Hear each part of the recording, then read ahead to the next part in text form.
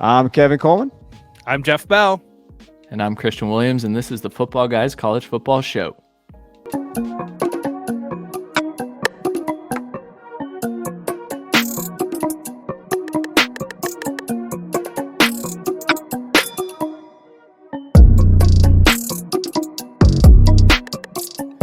What is up, everybody? Welcome back to the Footballguys College Football Show. We're excited. It's week 9. We are coming down to the end of October here, getting ready for the college football, kind of the money months. This is where we find out teams are starting to separate themselves. Next week, we have the football playoffs, so we're going to start talking about the rankings there. We're excited about that.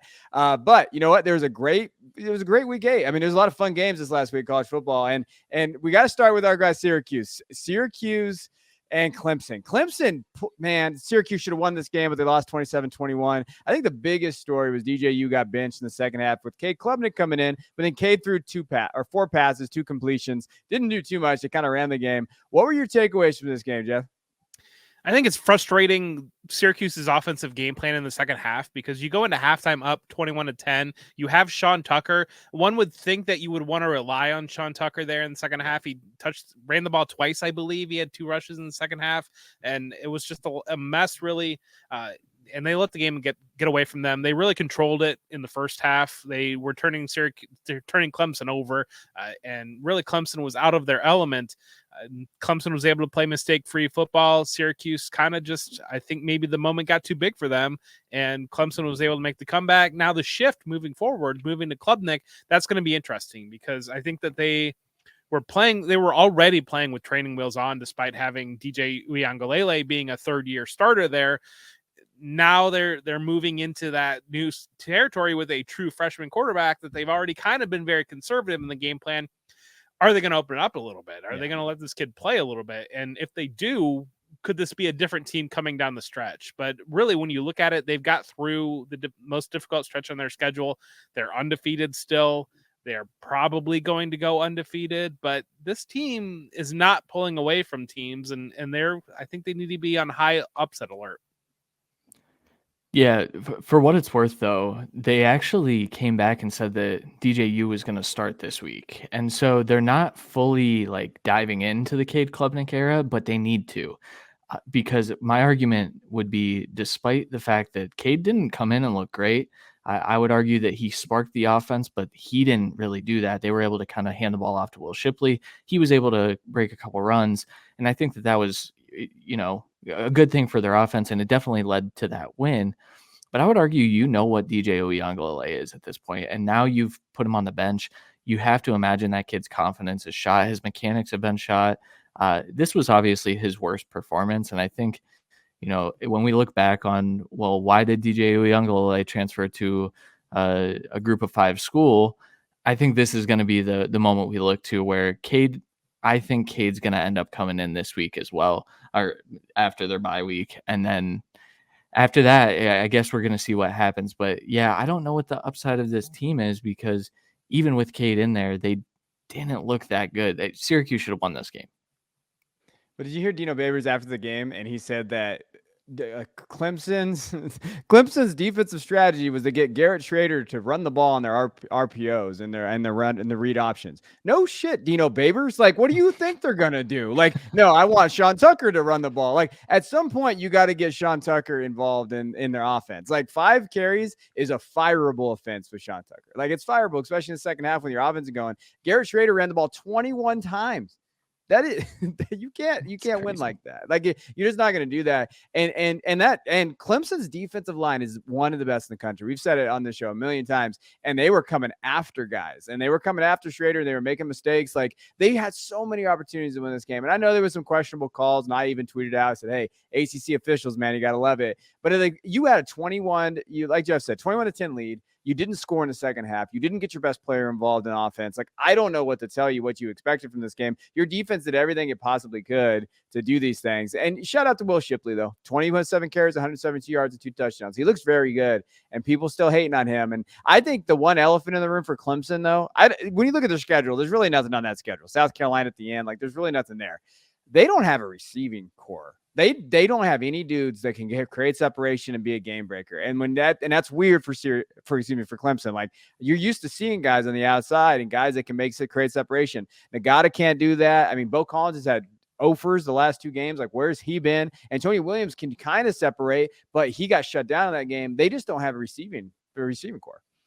So I have a comp for this Syracuse team. It's 2016 Ohio State. It always is going to come back to Ohio State, but 2016 Ohio State, that was the team that they had JT Barrett at quarterback. They had a very strong defense. That was the year that there was the back and forth game with Michigan that Curtis Samuel scored the touchdown to win the game. Curtis Samuel, kind of Will Shipley playing that role a little bit. DJ Uiagalelei kind of playing that JT Barrett role, a defense that's keeping them in games. And then they're going to get into a playoff game and get blown out. And it's frustrating thing is if they grab a spot, and I'm curious what the committee will do if we end up with them undefeated or a TCU team that would have gone through a harder schedule undefeated and looked more explosive in that schedule, and what direction the committee is going to go, because this is setting up for a nightmare scenario, I think, at the end of the year for them to pick between some of these teams. But at the same time, we always see upsets. And that was kind of the point I wanted to. I think this game is going to be cited as a reason Clemson doesn't make the playoff, because I do think that there are too many good teams to put in ahead of them, talent-wise and resume-wise. TCU has a significantly better resume right now. So if they're able to kind of win out, even if they drop one, like, I would prefer a one-loss TCU team in because of the offensive firepower versus an undefeated Clemson team, just because we know what those two teams are right now. We know what team's going to get screwed. It's going to be Michigan or Ohio State. One of those teams is going to get screwed in this playoff, and I'm going to be very upset because that's what it's going to be. But you know what, playoff voters, if TCU and Clemson are sitting there with one loss, and if you don't put in TCU, you're a bunch of cowards. I'm just going to tell you that straight up, because we know who's the better team and better offense. Like, it's TCU, no doubt about it. But all right, I'm done talking about Clemson. They should have lost. All right, let's go to LSU and Ole Miss. The biggest fraud team. We talked about it last week on this show. We said Ole Miss is kind of frauds. I was too big of a wimp to pick them, but pick against them with LSU. But LSU 45-20 completely outclassed them in that second half, which you saw 28 unanswered points there in the second half. Jaden Daniels, 2 touchdowns through the air, 3 on the ground. Like, he's looked really good. They just beat him. Like, and Zach Evans not playing, definitely played a role in Ole Miss. Judkins looked good, 111 yards and 2 touchdowns. But what do we think? We knew they were frauds, right, Christian? So what do we take away from this?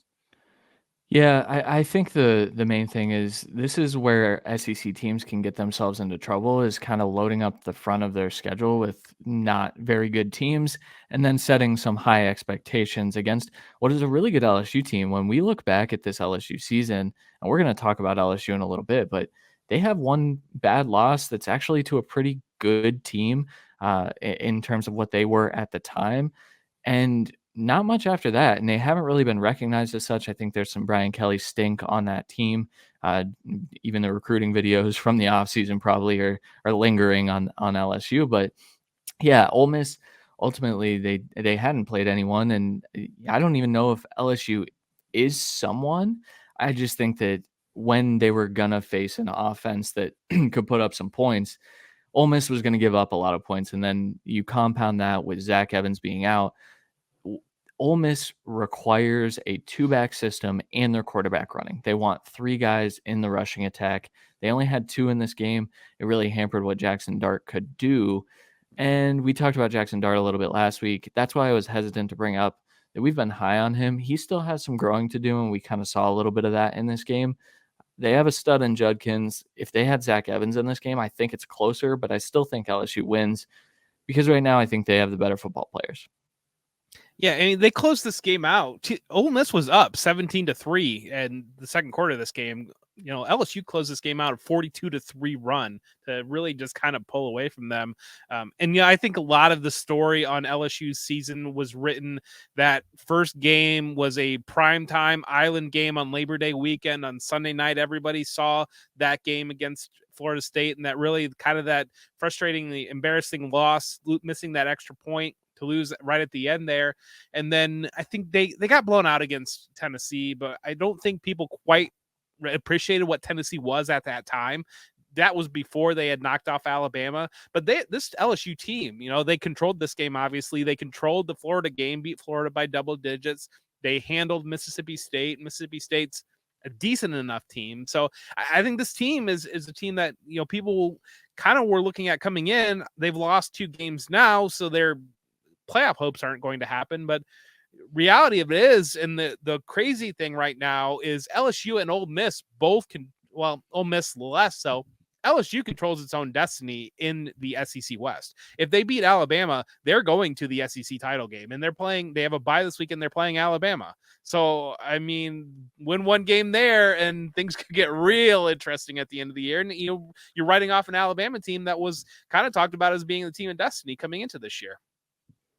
Wouldn't that be something? Brian Kelly beats Alabama in 2 weeks, and they were talking about LSU being there. I mean, hey, shout out to Jaden Daniels. He's played a lot better as you've gotten through, and a better passer. He's really kind of stepped up. He's got comfortable in that offense, and I don't think there's any bad losses. I mean, the Florida State, yeah. I mean, but that could be anything. New coach, new system. But Jaden has played well. I'm not talking about Jaden being like draft guy. Like, I've seen some crazy stuff out there, but I think Jaden has played very well in this game. Keyshawn Boutte hasn't. He had a 100-yard game 2 weeks ago. He had, I think it was 44 yards this game. We want to see him do more. So far, 288 yards and a touchdown. He's healthy. He's just not producing. I think that's something to kind of just understand about him. Like, we want to see this breakout. I don't know if we're going to have a breakout this year. Is it worth it to ask how many dominant wide receiver ones Brian Kelly has produced? Because I think while, the analytics community is going to say, well, he needs to dominate the target share and he needs to dominate this. He has been over the last few weeks. He did it already. Yes, exactly. He broke out as a freshman, I believe, technically. So I think what we're looking at is maybe, the change of scenery I mean, his scenery has changed with Brian Kelly's involvement in the team now. Is it worth it to maybe give him a little bit of a pass for this year? I don't know. I think so. Well, you also need to recognize LSU's got talent. They got, Malik Neighbors is a very good player. Brian Thomas is emerging. He kind of had some questions coming into the season. He's played well. They've got guys who can make plays, and their offense is lending itself. Jaden Daniels is finding the open guy. He's got 12-to-1 TD to INT ratio. I mean, he's really taking care of the football, and he's just finding the guy that's open. And I don't know. Boutte's, I think the encouraging thing is whatever was happening at the beginning of the season when he sat out portions of that week 1 and then took things off his social media and all that thing that came out of that, that's behind him now. And so you got him back out there again. And so that's kind of the thing you wanted to see. All right, let's talk about what we really want to talk about on the show. My TCU Horned Frogs, baby. Undefeated, 7-0, 4-0 in conference. They are on the front runners here to go to the conference championship. They're right there. I mean, it's a tough, these guys are going to eat into each other. But, hey, they beat Kansas State, come back against Kansas State. They were down 28-17.5. But Adrian Martinez got hurt in the first quarter real early. And then, hey, Will Howard came in, though, and played pretty well. 225 yards, 2 touchdowns. Deuce Vaughn, little guy, he's doing well out there. He had 83 yards and a touchdown. On the flip side, though, I mean, that offense, guys, Max Duggan has looked incredible. 280 yards, 3 touchdowns in this game. Kendre Miller, listen, if you play dynasty football, you just understand. You need to know who Kendre Miller is. He is one of the biggest risers up there. 29 carries, 153 yards, and 2 touchdowns. Quentin Johnson came back, 4 catches, 74 yards, touchdowns. This offense is rolling, boys. Like, it is going. They have a big matchup with Texas in 2 weeks. They play West Virginia this week. I'm a little worried about the West Virginia look-ahead game. But overall, I was very impressed by this. How are you, Christian? Yeah, I mean, you mentioned Max Duggan. He's top 10 in QBR this year. Like, he has played absolutely outstanding. And I think the main thing is, like, you never see him get phased. They were actually down 28-10 at one point in this game, but Max Duggan kept it cool. They just led a scoring drive, and then they came back after halftime and kind of poured it on them. And I think this TCU team, when we look ahead to next week, when we have some college football playoff rankings to discuss, I think we're going to see them closer to the inside looking out than the outside looking in. I think, 5 or 6 is kind of going to be the range that they fall into, and they really control their own destiny now. They've beat, I believe, 4 ranked teams. They were ranked when they played them, and I think the college football playoff committee is really going to like that. And so, yeah, I mean, Quentin Johnston coming back has been fantastic. It's almost like they figured out how to use him and how to properly, get him the football. And then, Kendre Miller, that's our guy. And I'm excited to see where he lands. If he decides to declare for the 2023 NFL draft, because I think we're looking at probably a day 2 running back that matters a little bit for dynasty rosters. Yeah, and realistically, they were fortunate in this game too, because Walker Howard was playing very, very well when he went into the game after Adrian Martinez was injured, and they dropped down to the third string quarterback. You've got a true freshman running out there playing against a top 5, whatever it might be, team in the nation. That's a tough spot to put that kid into, and they really fell apart when that happened. But I think that I don't know, injuries are an unfortunate part of football, and I feel like we've seen it more this weekend than really any weekend. You follow the NFL, it seems like everything's been hammered, but it was kind of unfortunate for Kansas State because it looked like they were really on the path to win this game, and they could have been the team that we were talking about at this point because they would control their own destiny too. But now TCU certainly merits mention. I think you guys made a great point on all those things with TCU. They're coming, boys. I told you. I love this offense. All right, let's go into top 10. So what we do on the show, we like to talk about this. We like to go into the top 10 and say, okay, hey, our consensus top 10. Each team, highlight them a little bit. First team, I'm going to talk Ohio State. You know what? Like when you're looking at Ohio State, they beat Iowa, but that game was that if you watch that game, you're a diehard because it was Iowa's offense is the worst. They scored a defensive touchdown and then 3 points, field goal. They did not have an offensive touchdown. And you know what? Bryce struggled a little bit. Me and Christian were talking about this. Like they had that, they kind of ran the double safeties, right? And then they had the cover 2. And he was struggling throughout that game. He had the interception. But if you look at just the drives, I will say this, like they had short fields the entire game. Like Iowa could not move the ball and they were just getting those short fields. And that's kind of where you have for Ohio State. I have a question, and it's really like when you're looking at this, like we're going to be picking the Penn State. They got an okay game. How good is Ohio State really? So I know that when you're looking at like their offense and everything that we have there, like they have looked good, but who's the best team that they've beaten this year? Toledo has the best record of any team they beat. They're 5-3 or 5-2, whatever they're at. Like, really, have they beat anybody good? Notre Dame is not good. Notre Dame barely beat by BYU, and BYU is just getting destroyed right now. Arkansas State's not good. Wisconsin just lost to Michigan State. Rutgers, I don't even need to talk about Rutgers. Michigan State, okay, and then Iowa. They haven't played anybody. I mean, they aren't going to play anybody until they play Michigan, I think, in my reality. So how good are they? Like, I didn't even have them as my number 1 team. So I have Georgia there. Am I crazy, Jeff? Kevin, who was the best quarterback in college football? Bryce Young? No. Who's got the best wide receivers in college football? Ohio State. Okay. I think the emergence of Mayan Williams, and I know that you're a fan of Travion Henderson. Who has the best running backs in college football? Michigan.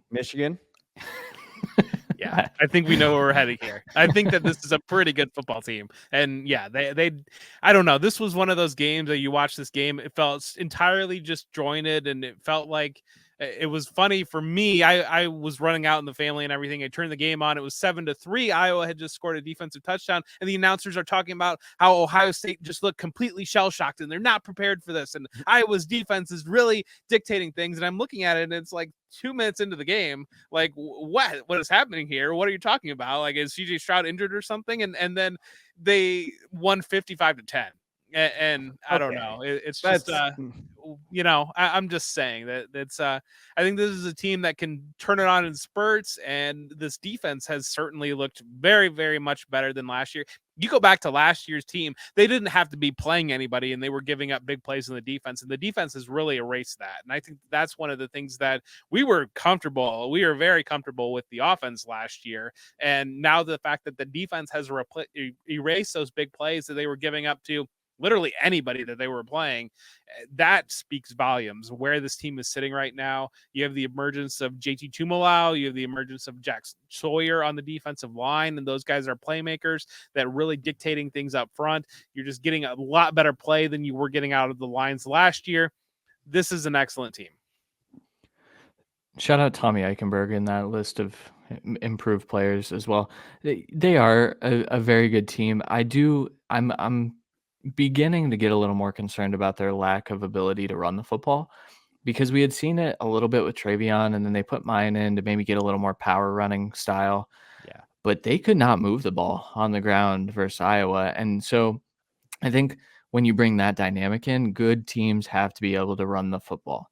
And so I think that that's just an area of growth. I think we're going to see it hopefully this week against Penn State. But that's just like the one question I have. CJ Stroud kind of settled in finally. Iowa was just kind of doing the thing where they stack the box and stop the run and then toss some deep safeties out. And CJ Stroud really likes his chunk plays. And so he forced a pass in there right after halftime. He did look a little bit out of sorts. This was arguably his second worst game, but he was still fantastic, and he's still the Heisman frontrunner. So I think they were playing with their food a little bit too. Okay, I'm just saying. Okay, I didn't have Ohio State as my number one. I would talk about him because that's how the cookie crumbles in this thing. But Georgia is right there too. I think I just think, and like you mentioned, the defense, second best third down defense, giving up first down just 24.5%. I mean, that's legit. Their defense is a lot better this year, so I will give them that. So I will get. All right, let's go to Georgia.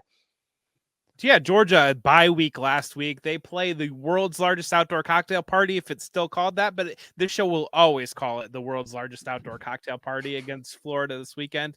The biggest thing, they're really just playing ball control Georgia football. They're leading the nation in time of possession. That defense we talked about last week, that defense is still excellent. This is a Georgia program that we know what to expect out of them. Yeah. I don't have too much to say about Georgia. We do know exactly what to expect. They're number one. They're going to be number one in the college football playoff poll next week. We can already. They're going to be number one, and Tennessee's going to be number two. So yeah, and Alabama 3 probably, and then Kentucky 4. So our number 3 team, Tennessee. Tennessee won 65-24 against Tennessee Martin. We are picking their game. They do have what I am a little bit nervous about. It's a little bit of a look ahead. They've got Georgia next week, but this week they do play Kentucky, who's ranked inside the top 20. The main takeaway, there's not much you can take away from the Tennessee Martin game. That those are two vastly different programs, but Jalen Hyatt is a thing, and he's very much so a thing. He is one receiving touchdown away from the single season record at Tennessee. He is averaging over 6 yards per route run against man coverage. He is cooking, folks, and he's not doing bad against zone coverage either. So I think that he has definitely snatched every opportunity that he has been given with Cedric Tillman going out with an injury. I think now you're looking at a team that has some valid receiving options across the board. And I think Hyatt's kind of putting his name in the ring to be a day 2 wide receiver if he decides to declare this year. Yeah, he's been crushing it. He's up on my big board for football guys. Like when you're looking at what he's been able to do, he might be that wide receiver that pops off, right? And he's actually utilizing that Cedric Tillman. And he's not here, so I'm going to step up and do it. And that's what you like to see, and he's stepping up. So it'll be interesting when that happens, when he comes back, what that looks like. So we have Ohio State, Georgia as a 1-2, and then we got Tennessee, and then Michigan. And then we got Michigan, my Michigan Wolverines. When you're looking at Michigan, we got a big game this week, guys. I still have like PTSD a little bit. So I'm not going to lie. We're playing Michigan State. Jeff reminded me of this on Twitter this last week of that, the punt. That's all I need to say. And it just hurts. I think we are very, a better team than Michigan State when we're looking at just from everything. It just worries me a little bit. We're going to pick this game a little bit. But Blake Corum is 7th nationally in rushing yards. We know what Michigan is. Blake Corum, 901 yards, 13 touchdowns. They're going to run the ball. Donovan Edwards has looked good in his moments when he's gotten out there. Donovan's averaging 7 yards a carry. Their offensive line is really good. That defense is stepping up. But I know I was making fun of Ohio State earlier. Michigan hasn't really beat anybody that good either. Like they beat Penn State, and that's kind of where Ohio State's going to be. JJ's got to be better. I think when you're looking at the completion percentage is good because they're not asking him to do too much. So just overall, I mean, I think this Michigan is there. They just have a lot to work on in terms of like, can JJ step up? And I mean, that's the only thing I'm worried about. And rivalry game is always going to be nerve-wracking. Michigan State, Michigan, it's always a tough game. And there's always going to be stuff that happens. It's weird. It's just, that's what Big Ten football is about. So I'm a little nervous about this game. Yeah, Kenneth Walker's not walking through that door. I think you're going to be okay on Saturday. He crushed us. Oh man, I still got PTSD from that game too. We follow that. Oh, go ahead, Christian. I was just going to say, the good thing is that they have their own little Heisman finalist on their side this year with Blake Corum. I think we just talked about CJ Stroud being the front runner. I think you can make a very valid argument for Blake Corum to be the front runner, and if not, be in second place. And I think that they're just going to ride him. I know we keep saying, well, can JJ step up?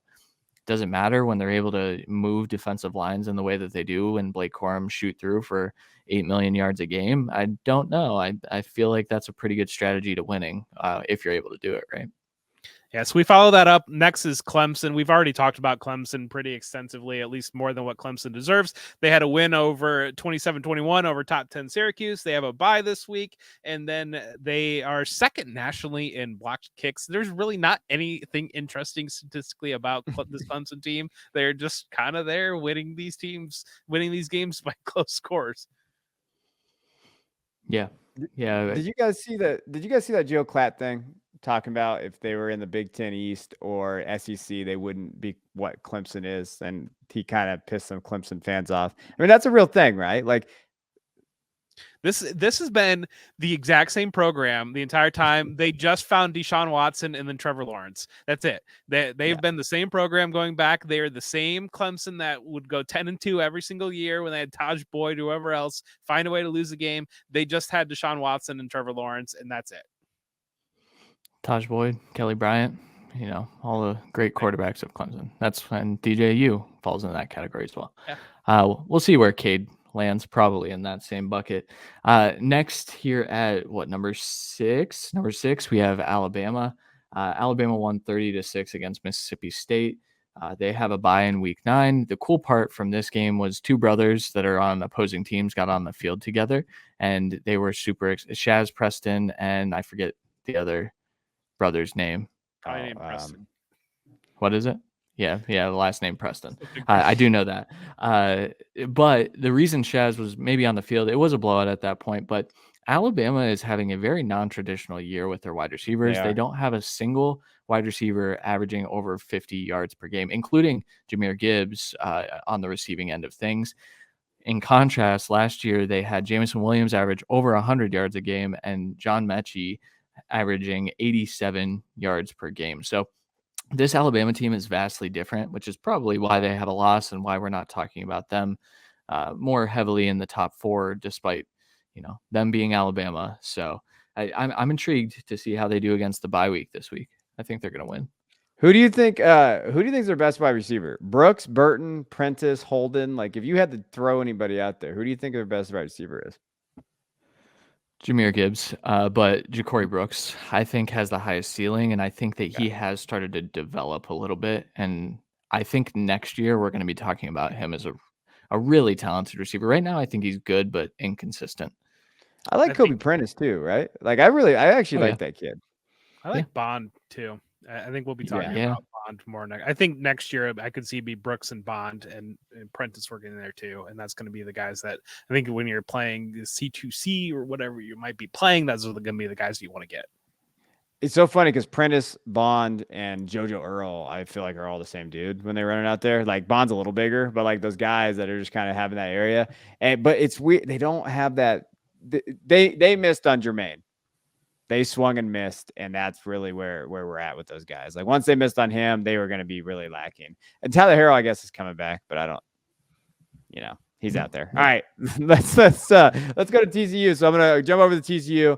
Hey, Horned Frogs, I've already kind of mentioned them and going through there, but just some other stuff about them, just so that you know. Max Duggan's playing very well, 19 touchdowns, only an interception. Total yards right now, they're averaging over 522 yards a game, passing almost 300, rushing. I think that's the key, is 227. When they brought Sonny Dykes in and they talked about, hey, his passing offense, they were able to mention that rushing offense has looked really good. He placated what they had there. He's used them, and I think that's a big one. Like, okay, so you see that rushing offense there, 227 yards is legitimate with Kendre Miller and those guys that are there. Quinn Johnson's come on, and in their defense has not been terrible. Like, they've been serviceable. Passing yards allowed on 260, rushing yards allowed on 138. They've been a bend not break kind of defense. When you're looking at what they've been able to do, they've been able to hold on, stop those areas. Now they're giving up points, but they're not losing. And I think that's the key to really teams like this that just need to kind of keep winning. They have a game against West Virginia this week, and I think that West Virginia game is like, I just get nervous in terms of what West Virginia can do. But they also, when you're looking at it, Quentin's has 460 yards the last 3 games. I mean, when you're looking at like your Devy guys, Quentin Johnson or that big time NFL guy, Quentin Johnson's really proved it. So shout out to TCU. This is the highest we've seen TCU in a long time. Yeah, probably going back to 2015 when they had Tremaine Boykin and Josh Doxson on that team. That was a fun team that probably, if the playoff would have been one spot higher, they might have been able to win that whole thing. But I don't think it would have been Ohio State that year. Anyways, so next up we've got Oregon, and Oregon has looked very good.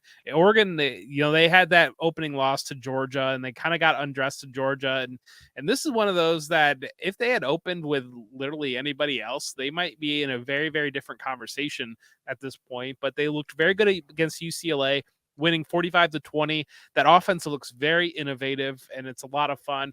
Bo Nix is playing great, and he's 6th in the country in QBR.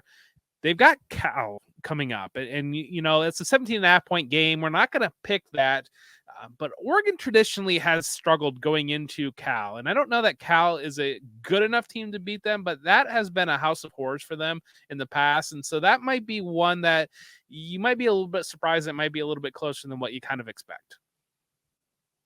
Yeah. I'd love to sit on the Bo Nix and talk about Bo Nix for a while. We may have to have a longer conversation about Bo Nix later in this year. I don't think he's going to declare for the draft, but I think we're going to look at one of those 5th-year senior guys that pop up out of nowhere in a strong quarterback class even. I don't know.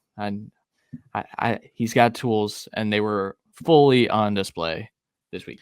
Well, yeah, and real quick on him too, that Auburn situation, everything was crumbling there, and that he was a legacy at Auburn. There was a lot of extra pressure on him at Auburn, and he admitted that really got to him. That was something that they talked about on Saturday during the game, that he really struggled with. His dad, Patrick Nix, was an Auburn legend, and stepping into those shoes with all the things that were going on there with Brian Harrison and that program really struggling. So that is a guy that desperately needed a fresh start.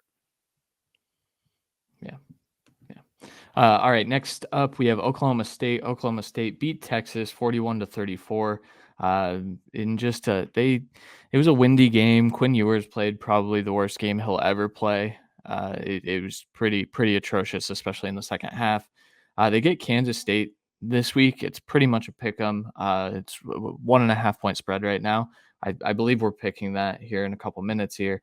They have 3 wide receivers at 400 yards. They are very much so just taking what is there. They're a balanced offense. This is a team that they find ways to win. There's not a whole lot of flash about them. Spencer Sanders has taken some steps forward, but they win by playing a very, very balanced game. And so I think we're going to keep talking about Oklahoma State. We did it last year, and they just kept winning, and they kept winning games that we thought that they were going to lose. Seems to be the team that we always kind of denounce as not very good, and then they surprise us. So, hey, you know what? Shout out Mike Gundy. He played. You know what? Everybody makes fun of that speech that he had, which was really dumb, and he did it like I'm 40 and all that stuff. But he's built a program. Like, he's really done a good job, and I think this is why those other programs in the Big 12 get mad at Oklahoma.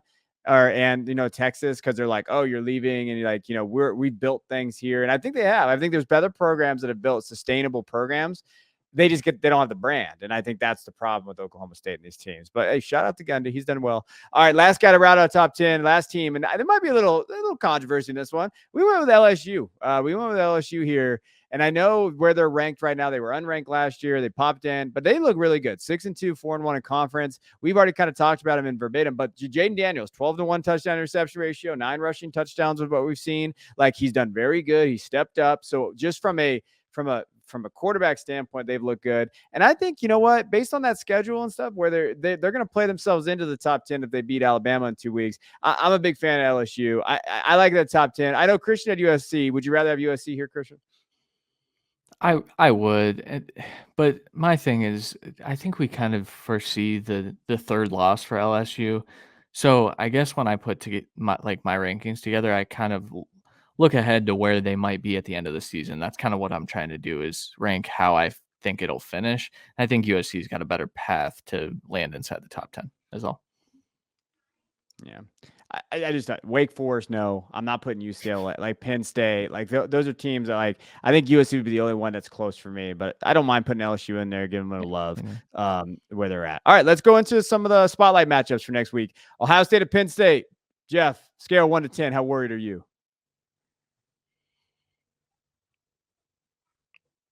You're muted, Jeff.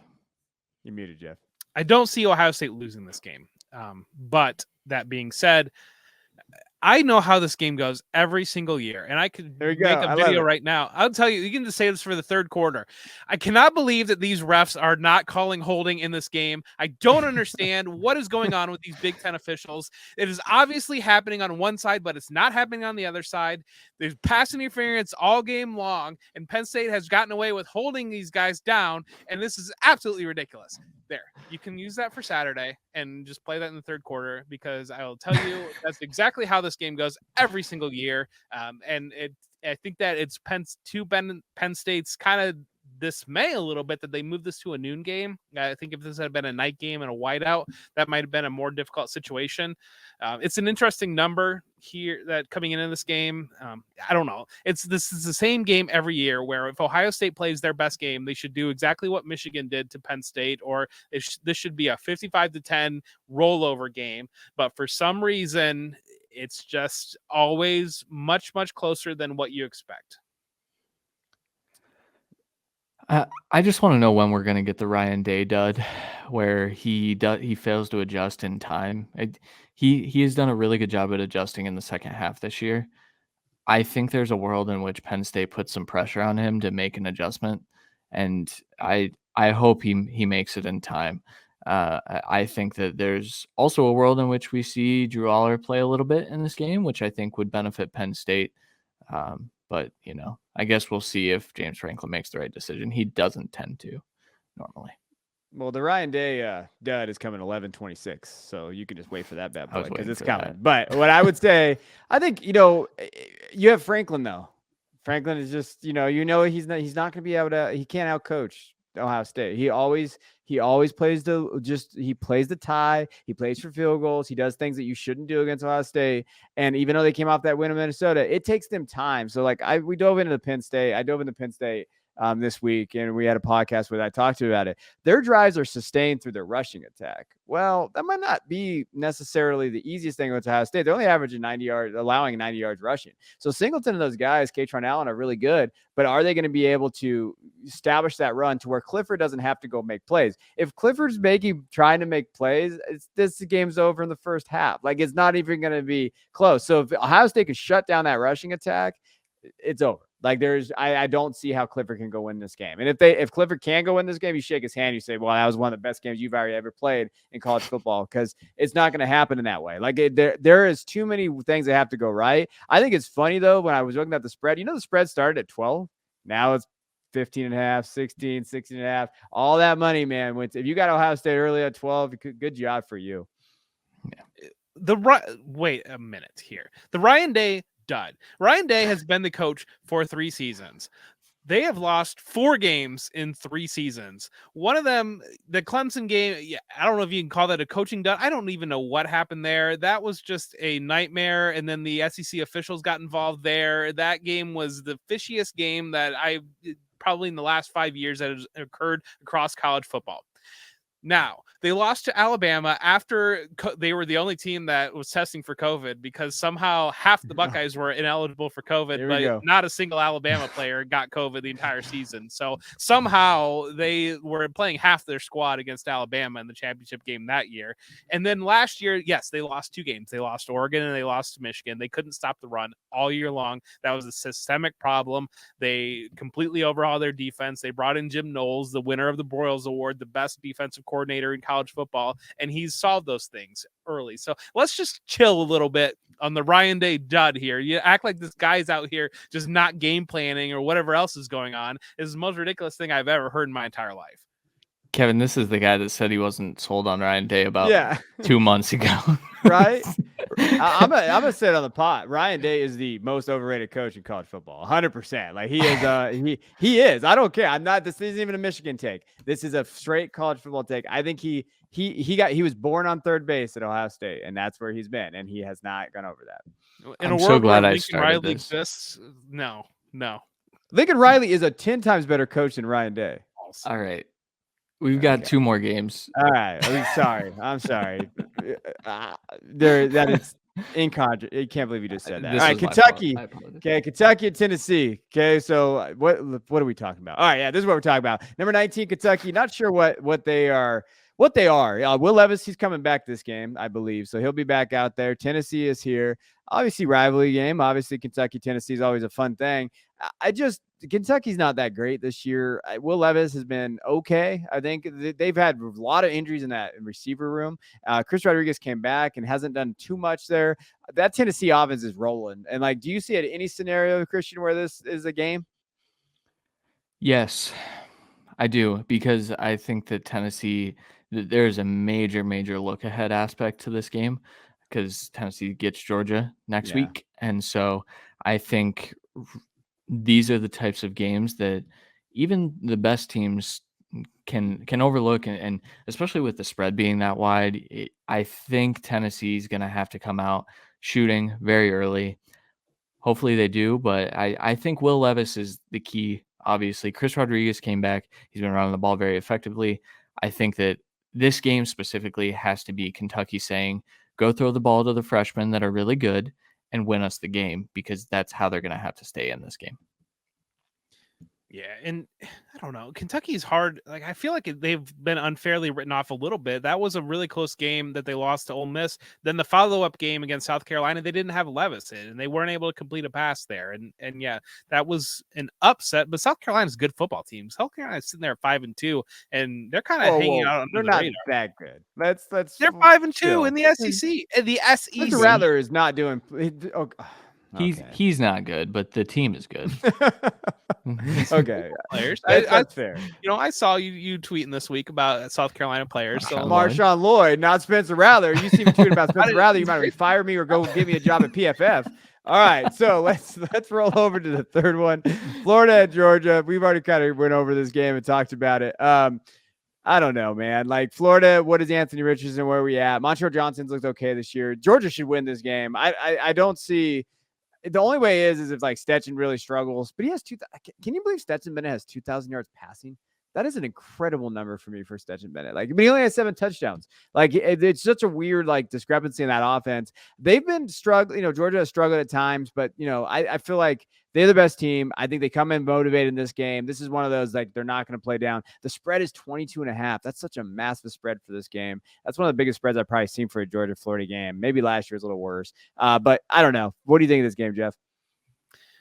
Well, I mean, Georgia, yeah, they had that close game against Missouri, but then they kind of came out and admitted after the game that they weren't exactly running their best plays, like, on purpose. So I don't know. This is another one, playing with their food a little bit, whereas I think that you'll get them into this rivalry game locked in, and you're going to really see Georgia show up. I think this is obviously Florida's not really what we and other people kind of thought they were going to be week one, coming off that win against Utah.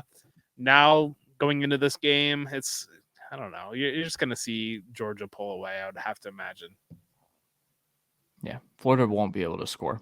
I think that's the problem here.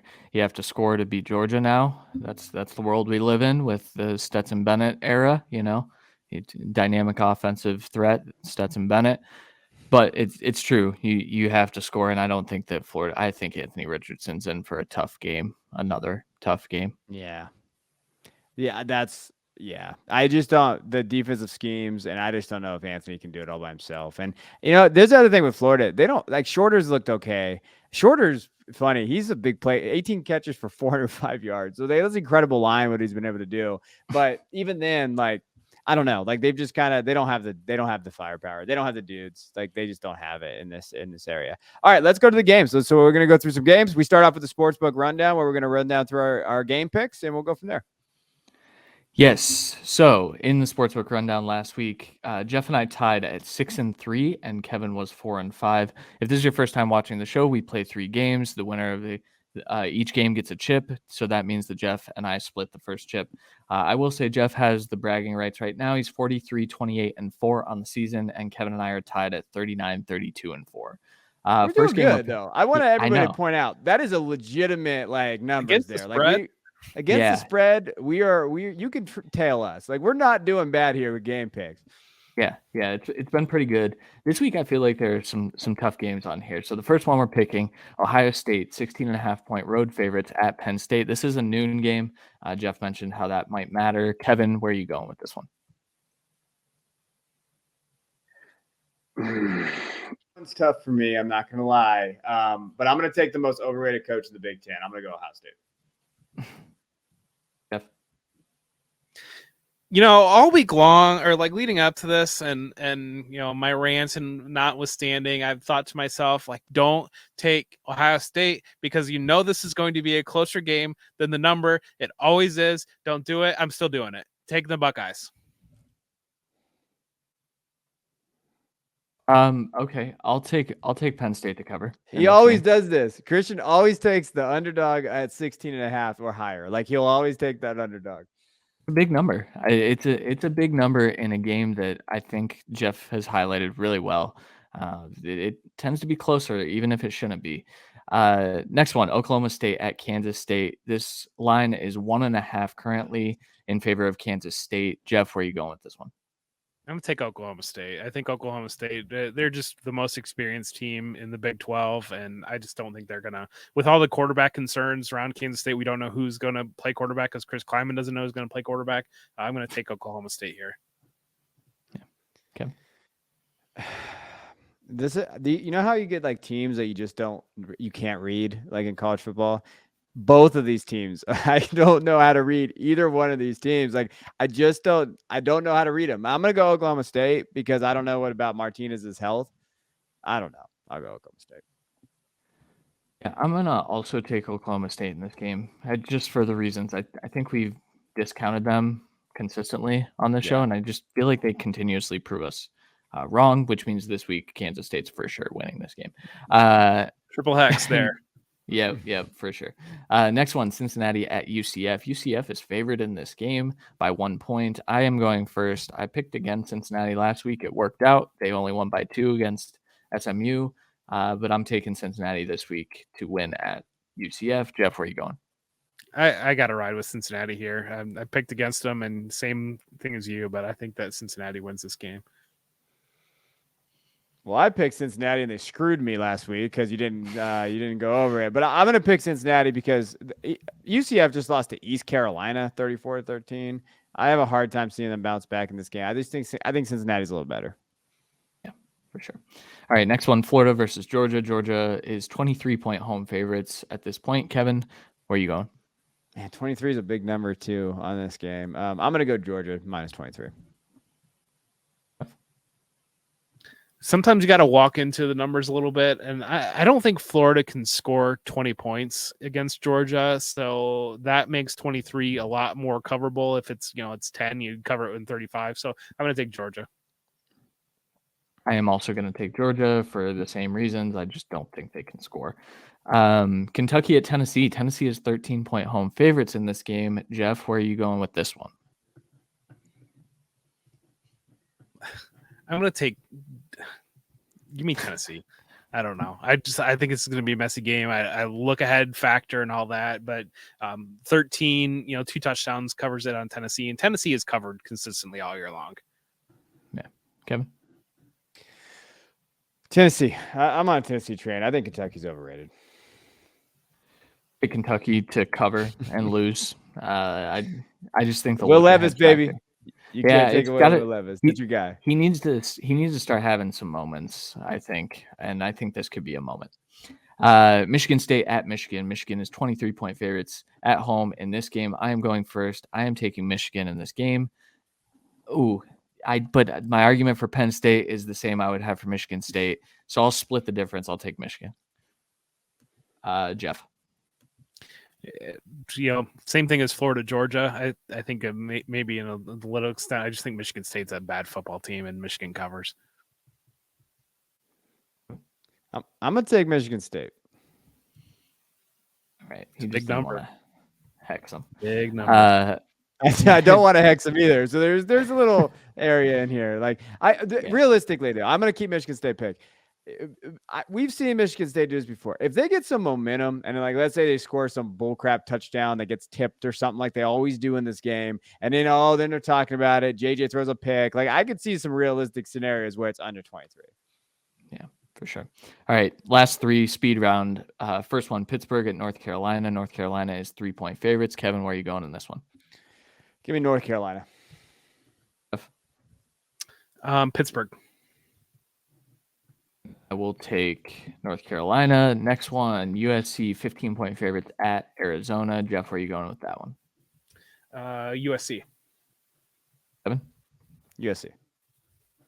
And I will take USC as well. Last one, Notre Dame at Syracuse. Syracuse is only 2.5-point favorites in this game, and I am picking first. And I think this is a bounce back game for Syracuse because they should have won last week. So I'll take Syracuse. Jeff, where are you going? Notre Dame.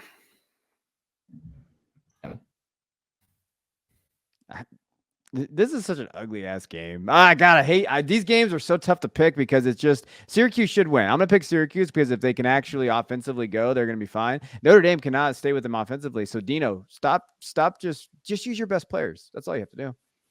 Yeah, for sure. All right, and that'll do it for the Sportsbook Rundown.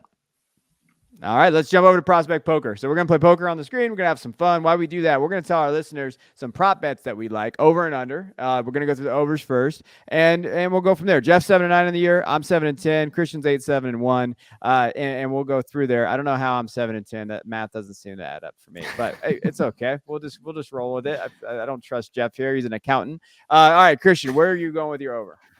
Yeah, so my over is Raheem Sanders, over 100.5 rushing yards. He's hit this mark in 6 of 7 games. They get Auburn this week. I'm not really nervous about that at all. And so Rocket Sanders, 2024 running back that you need to know about. I think he hits the over this week. So we start out here with a 7 of spades, a 2 of diamonds, and a 5 of diamonds, and Christian has an ace of spades. My pick is going to be Sean Tucker, over 15.5 receiving yards. He's kind of come in right at that number, 18, 14, 15 over the last 3 games.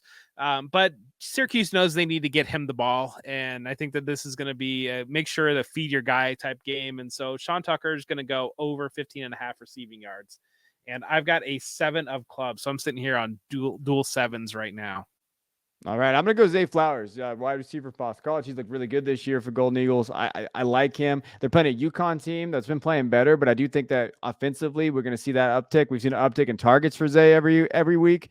Zay Flowers over 88.5 receiving yards. So give me Zay over that. And Kevin has a 3 of spades.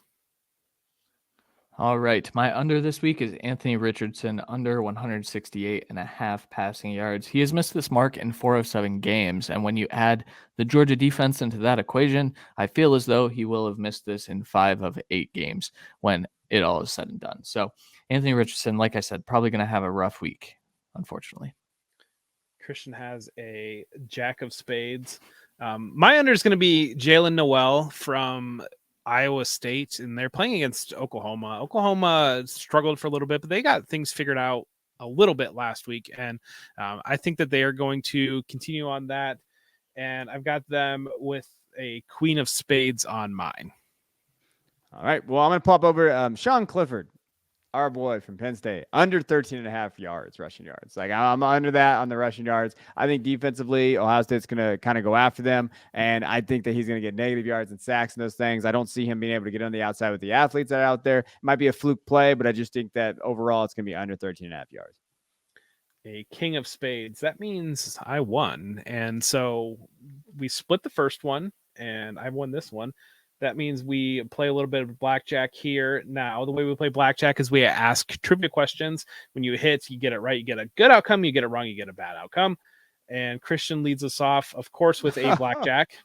And Kevin has an 11. That's good. If these cards stop running away from me. And I have a 6. Okay. So you may have a trivia question. Yeah, I have a question. Who is leading Ohio State in receiving yards this year? Emeka Ibuka is leading Ohio State in receiving yards this year, about 780-ish. All right. Yeah, he sure is. The reason I asked that, Marvin Harrison Jr. hype, really great. They have 2 fantastic wide receivers next year. So, yeah, they basically have not missed a beat from Garrett Wilson and Chris Olave leaving. Yep. All right, I've got a question for you, Kevin. Who is leading the nation in passing yards? Who's leading the nation in passing yards? Yeah. I feel like I should know this. Leading the nation in passing yards. I like him. You like every He's throwing quarterback. hints. You like every quarterback, Christian. That's true. You like him. Yeah. I don't know. I'm gonna get this wrong, and I'm gonna be mad. Is it Group of 5 or Power 5? Give me that. Power 5. Power 5. Mm-hmm. Wow, I really should know this then. If it's the Power 5, You I'm gonna just really should know this. I'm gonna say I don't know. Hendon Hooker. No, it's Michael Penix. I said I like him. Just kidding. Yeah. Shout out Tennessee Well, fans. that's right. He is. I mean, I saw that stupid poll today. That's on me. That's totally on me. All Yeah, right. so- So I need another question. I mean, Christian won here. I don't know who won the show last week, but whoever won the show last week is going to win the show this week. Yeah. Yeah, But I which got a was- question. Yeah. Ask away. I think Patriots semi-starter Bailey Zappi. He's out there. Jeff, how many touchdowns did he throw for a record last year? He broke the touchdown record. I thought he broke the passing did. yard record. He broke No, the he touch- broke the Both, right? touchdown record. He broke both. Yeah, both. I will say it's over 55. I wanted to say 58. 62. 62. I was going to say, I wanted to say 58, but I think that might have Yeah. been the old right. That felt low. Yeah, Okay. 62. I busted. Boca Raton Bowl, baby. Yeah. Okay. I have a question for Kevin.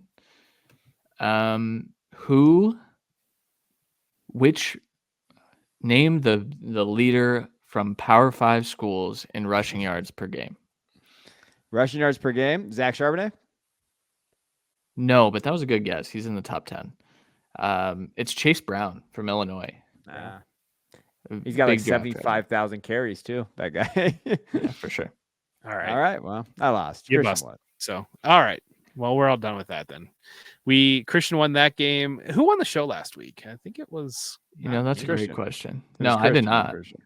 I haven't won. I have not won. I think one of these Kevin shows. by default. Kevin, you Oh, won. I won. Yeah. So I can pick. So I would like to just go with me, I guess. Okay. So check out the college football big board that I do every week. I popped on some new guys in there, and I also broke down what to do with Breece Hall and like the situation with running backs, especially in the Devy space in college football. So like, how should we rank some of these guys? Like, is Bijan tradable or is he not? Like, go check that out. I think it's a question to be had. I know there's some people talking about how this injury to Breece Hall, Javonte Williams are going to shift how dynasty managers feel about the running back position. I think that definitely it could kind of shift it, but like I think there's a question mark for if you play in Devy or you play those college football leagues is like how long are you comfortable having those guys on your bench and like do they have attrition or not? And I think that's a question I kind of dived into. So check out everybody's work there, especially for the football people at Football Guys, the college football people that have really been working their butt off in the round tables and everything there. So just check out our work. We'd appreciate it. All right, we're going to move on. We'll be back next week, November 2nd. We'll be back 3 p.m. Eastern, like always, with you guys. Until then, I'm Kevin Coleman. I'm Jeff Bell. And I'm Christian Williams, and this is the Football Guys College Football Show.